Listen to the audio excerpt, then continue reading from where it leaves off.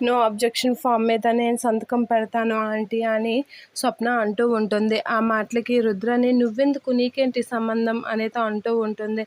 అయితే ఈ విషయంలో కావ్యకేంటి సంబంధం అని స్వప్న అడుగుతూ ఉంటుంది. కావ్యకి తెలియకుండా జరిగిన తప్పుకి తనెందుకు బాధ్యురాలు అవుతుంది? అసలు ఈ తప్పు చేసింది రాజుని శిక్షించడం మానేసి శిక్ష అంతా మా చెల్లికి కావ్యకేస్తారేంటి? ఏం న్యాయం చేస్తున్నారు ఈ ఇంట్లో? నేను ఎప్పుడైనా నాకు అన్యాయం జరిగితే మా అత్తని, మా రాహుల్ని తిడతాను. ఎందుకంటే నాకు వాళ్ళ వల్ల అన్యాయం జరుగుతుంది కాబట్టి.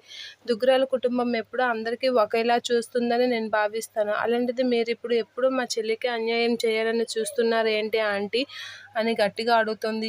ఏ తప్పు జరిగినా అది నా చెల్లి వల్లే అంటున్నారు. రాజు వల్ల తనకి సుఖం లేదని మీరే నిర్ణయం తీసుకున్నారు. ఇప్పుడు మీరే మాయకిచ్చి పెళ్లి చేయాలనుకుంటున్నారు. తనకి పెళ్ళి అవ్వకుండా ముందు జరిగిన తప్పుకి తనకి ఏంటి సంబంధం అని కావ్యతో అపర్ణతో స్వప్న ఇలా అంటూ ఉంటుంది. ఆ మాటలు వినగానే రుద్రాని ఇదొక రాయి పానకంలో పుడకలాగా ఎప్పుడు అన్నింటిలో దూరిపోద్ది అని అలా చూస్తూ ఉంటుంది. అవునా ఆంటీ, ఎప్పుడు మా కావ్య విషయంలోనే మీరు అన్యాయం చేసి ఆలోచిస్తారు. తనకి న్యాయం చేయాలని మీరు ఎప్పుడూ ఆలోచించరు. మీరు న్యాయం చేస్తామని అంటున్నారే కానీ దానికి అందులో అన్యాయమే జరుగుతుంది అని స్వప్న అంటూ ఉంటుంది.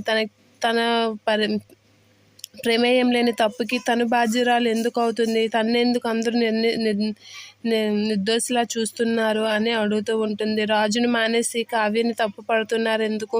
అన్నిటికీ తనెందుకు శిక్ష అనుభవించాలి అని స్వప్న గట్టిగా అడుగుతూ ఉంటుంది. ఆ మాటలకి అపర్ణ ఏం సమాధానం చెప్పకుండా అలా చూస్తూ ఉండిపోతూ ఉంటుంది. ఏంటంటే ఎప్పుడు కావ్య విషయంలోనే మీరు ఇలా చేస్తారు అని అంటూ ఉంటుంది స్వప్న. ఆ మాటలకి అపర్ణ ఏం మాట్లాడకుండా అలా చూస్తూ ఉండిపోతూ ఉంటుంది.